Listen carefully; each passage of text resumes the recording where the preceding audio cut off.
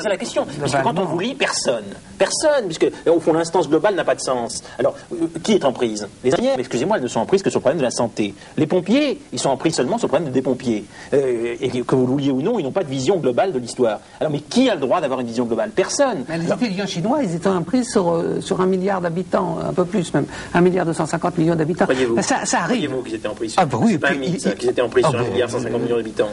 Non, mais alors à chaque fois qu'il y a un phénomène comme ça, tout de suite on dit oh mais c'était un accident, il ne faut pas faire attention. Mais ça fait quand même beaucoup. Regardez aussi ce qui se passe au Brésil, où il y a avec les phénomènes d'hyperinflation dans toute l'Amérique latine, ce sont des continents entiers qui sont complètement démantelés. Ne parlons pas de l'Afrique. Alors, si on parle à un niveau planétaire, on ne peut pas laisser de côté ces situations extravagantes qui se développent. Par ailleurs, il y a les révolutions technico-scientifiques qui sont aussi fantastiques. Et là-dessus, on trouve cette espèce de calme, comme ça, pas de béatitude, mais d'abrutissement de la vie politique, de la vie intellectuelle, bien souvent aussi.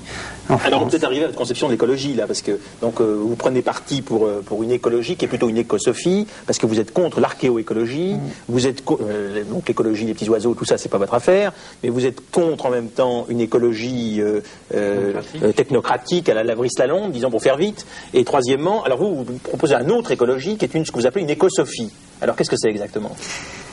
C'était un peu tout ce qu'on a dit maintenant, c'est-à-dire qu'on ne peut pas séparer une transformation de l'environnement, on ne peut pas reprendre en main les dimensions, les composantes, les paramètres essentiels de la biosphère, si par ailleurs on ne change pas les mentalités, si par ailleurs on ne reconstruit pas le tissu social, si on ne le réinvente pas. Parce que le tissu social tel qu'il est en acte est le plus souvent complètement défait, et le plus souvent fictif, et il n'y a qu'à penser à ce qui est devenu dans de nombreuses familles la vie collective, le rôle des médias dans tout ça, et puis au-delà de cette écosophie, de cette écologie sociale, une écologie mentale, dans le sens de Gregory Bateson, qui est finalement le travail sur soi, le travail analytique, le travail schizoanalytique, le rapport au monde, le rapport à la finitude, le rapport au social, le rapport au devenir inhumain, le rapport au devenir animal, et ça nous amène à des personnages comme Kafka, qui étaient des écosophes à leur façon. Oui, on a traversé très rapidement mai 68 et un constat d'échec qui n'en est peut-être pas un pour vous, puisque vous êtes pour une vision de l'histoire avec une espérance malgré tout. Alors, j'aurais voulu poser une question très simple finalement, peut-être un peu simpliste. Qu'est-ce qui vous préoccupe et j'allais dire indépendamment du social, du phénomène social, qu'est-ce qui vous préoccupe fondamentalement? Parce que derrière ce que vous dites, peut-être que c'est une interprétation un peu moraliste, il y a quand même une requête que j'interprète comme une requête morale. C'est-à-dire du qualitatif et une certaine exigence par rapport à ce que l'homme peut faire ou doit faire. Voilà, donc votre préoccupation, elle se situe où? L'humanité, elle est en tête de fil de l'évolution. Bon, il est peut-être inscrit dans l'évolution qu'elle doit mener à une catastrophe, à une liquidation de toute vie sur la Terre. C'est pas joué. Il est possible qu'au fur et à mesure que se préciseront, que s'éclaireront les risques fantastiques que nous font courir le type de production actuelle, le type de pollution actuelle, le type de démantèlement de la subjectivité actuelle, il est possible que peut-être naisse avec une grande brutalité, une grande effet de surprise, une grande vitalité, un ressaisissement, une façon de construire autre chose que ce qu'on construit en matière de biens, en matière de circulation automobile, en matière d'urbanisme, etc.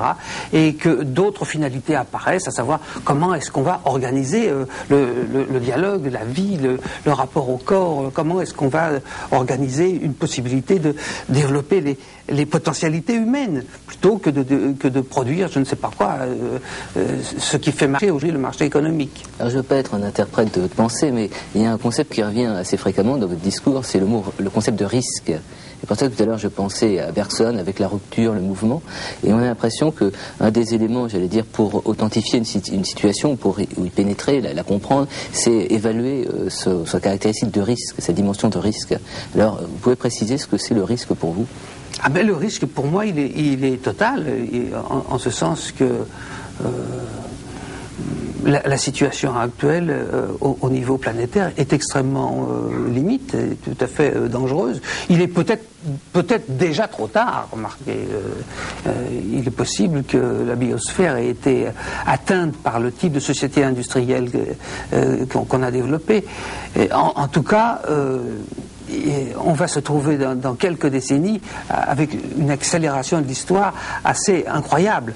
Alors, sur les deux plans, sur les plans du risque, y compris du risque de catastrophe, de pollution, quand on pense ce que c'est de Tchernobyl, comme toute petite chose accidentelle, et le nombre de Tchernobyl qui sont là potentiellement à notre porte, mais en même temps aussi, ce développement prodigieux de l'intelligence collective avec le développement de l'assistance par ordinateur, des banques de données, etc., la maîtrise C'est le micro qui vous plaît, dans le micro informatique? Oui, c'est ça, oui. Le développement en biologie qui sont absolument prodigieux, qui peuvent permettre de résoudre la faim dans le monde. Il me semble qu'il n'y a pas vraiment... Résoudre la faim dans le monde, comment? Qu'est-ce que c'est que cet universel-là? Ça y est, vous passez au niveau global, comme ça? Résoudre la faim dans le monde? Quelle grande déclaration! Mais parce que, je vous lis, c'est là où vous voyez, c'est là où il y a un problème. C'est que, en fait, vous parlez d'intervention au niveau du gros, d'intervention locale, et vous dites, et ça va permettre de résoudre, et là tout d'un coup réapparaissent, on ne sait pas pourquoi, des universaux, des visions. La longue durée de Fernand Braudel, c'est le fait que ce qui est le plus microscopique, par exemple, comme la pilule contraceptive, c'est quelque chose qui intervient sur la démographie à l'échelle mondiale. Félix Guattari, cette articulation entre le microscopique et le macroscopique. Mais c'est ce que je vous dis. L'articulation. L'articulation, elle est que... Personne ne l'a fait, personne ne la domine, puisque personne ne la domine. Elle est de l'ordre de la longue durée. C'est la temporalité à travers ce que vous dites. Exactement, c'est le fait que les agencements collectifs sont dans une relation, je dirais, de symétrie d'échelle entre un niveau moléculaire et puis un niveau fractal, mais tout à fait global. Un changement de technologie moléculaire peut se répercuter sur l'ensemble, par exemple, des médias. Le moindre découverte scientifique locale peut avoir un effet sur l'ensemble des phylums machiniques. Qu'est-ce qu'il y a d'extraordinaire à ça? Il y a symétrie d'échelle, aussi bien dans la subjectivité que dans la technologie. Ce qui m'intéresse, c'est le passage de l'échelle du micro à l'échelle du macro. Vous dites que ça peut se répercuter. Pour l'instant, vous ne m'expliquez pas du tout. Vous dites que ça peut se répercuter. Maintenant, ça se répercute. Ah, ça se répercute. Alors, vous observez que ça se répercute. Oui. Alors, c'est comme ça, ça se fait, ça passe du... Alors, moi, on a le droit de penser, maintenant, au niveau du macroscopique, de penser au niveau du macroscopique. Vous voyez ce que je veux dire? C'est-à-dire que là, je m'interroge, au fond, sur les impasses de votre pensée. La crise écologique, elle est macroscopique, que je sache. Oui, alors justement, vous la pensez de façon macroscopique. Mais c'est pour ça que j'articule les trois niveaux. Le niveau macroscope de l'environnement, le niveau intermédiaire du socius et le niveau moléculaire de l'écologie mentale. C'est ça que j'essaye de faire, comme je peux, essayer d'accrocher ça, de voir s'il y a des transversalités, des lignes de passage entre ces niveaux. Moi, je ne vois pas la notion d'impasse comme Antoine Spire. C'est peut-être pour alléger un peu l'atmosphère que je dis ça. Mais j'aurais voulu... non, mais je la vois pas, parce qu'effectivement, votre mode de pensée me fait penser également à Michel Serres aujourd'hui, quand il parle de ces espèces de trafic à différents niveaux, des points de rencontre. Bien que je ne sois pas sensible à cette approche, je la comprends tout à fait. Et juste une question, vous avez abordé tout à l'heure le biologique. Et Michel Serres dit le biologique génère en quelque sorte les possibles. Alors, de quelle manière choisir? Parce qu'à un moment donné, il faut exercer des choix. Il y a des possibles que l'on admet et puis d'autres que l'on rejette au nom de valeurs, au nom de pratiques. Comment arriver à distinguer dans le cas sens par rapport à un devenir, par rapport à l'histoire, par rapport même à la temporalité que l'on peut rendre possible? Comment choisir ces possibles? Comment choisir ces possibles, oui. C'est-à-dire que le processus du choix est dans le mouvement processuel lui-même. Ce sont les lignes les plus déterritorialisées, les lignes de transformation, il y a on pourrait dire une interception de la mutation subjective. Quand ça marche, par exemple, on pose quelquefois ça dans la relation analytique, mais comment on sait si ça marche ou si ça marche pas? Parce que je dis ça ne peut que marcher, parce que si ça marche pas, on arrête. Bon. Mais on le sait, c'est du donné. On sait aujourd'hui où est la vérité en Chine. Ça se voit, ça saute au nez.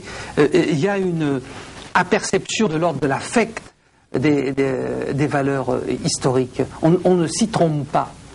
Et pourtant, vous disiez en mai 68 que la vérité, vous saviez en quelque sorte, si je reprends un peu votre expression maintenant, où est la vérité, on a l'impression que ça a dégénéré, c'est-à-dire qu'on n'est pas resté fidèle à cette vérité. Ben oui. Voilà.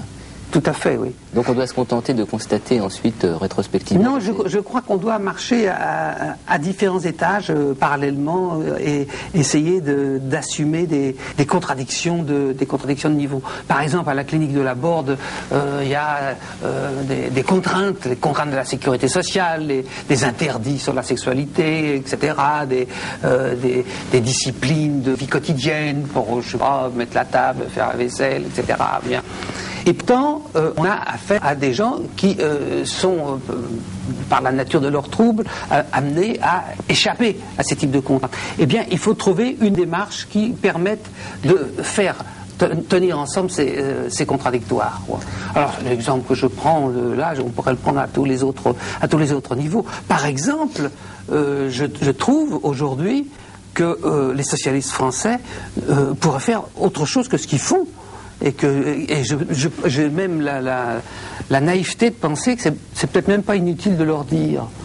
Je pense que ça peut même être utile de dire, mais enfin, quelles que soient les contraintes économiques et les contraintes sociales dans lesquelles vous êtes pris vous-même, il est possible d'avoir un certain nombre de pratiques, un certain nombre d'innovations dans toute une série de domaines, en particulier dans le domaine de l'éducation. Moi, j'aimerais bien avoir M. Jospin là en face et pour lui poser des questions à cet égard.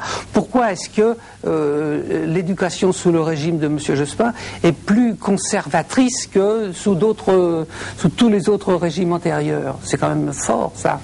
Et je crois que ça... Et pourquoi, à votre avis ?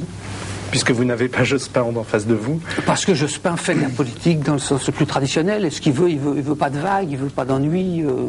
Même s'il comprend quelque chose, il fait le mort et il veut pas le savoir. À la différence d'un Savary qui au moins avait eu quelques velléités de travailler des lignes d'évolution. Permettez-moi une impertinence. Je reviens un petit peu à ma question morale du départ.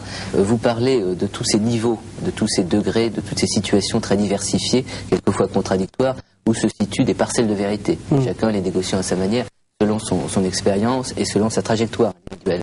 Mais au plan d'une vie sociale et d'une relation à l'autre, on est quand même obligé d'avoir, j'allais dire, un certain nombre de vérités communes. Alors je dirais, vous avez contesté tout à l'heure les traditions comme vérité commune, ou les morales, les principes, les préceptes moraux, où situer malgré tout une cohérence sociale, parce que nous ne sommes que des individus très fragiles, et on a besoin quand même d'une cohésion autour d'un certain nombre de principes clés. Alors où situer, si c'est possible, de situer cette espèce de cohésion de vérité dans un système comme le nôtre, qui respecterait malgré tout tous les attendus que vous avez développés?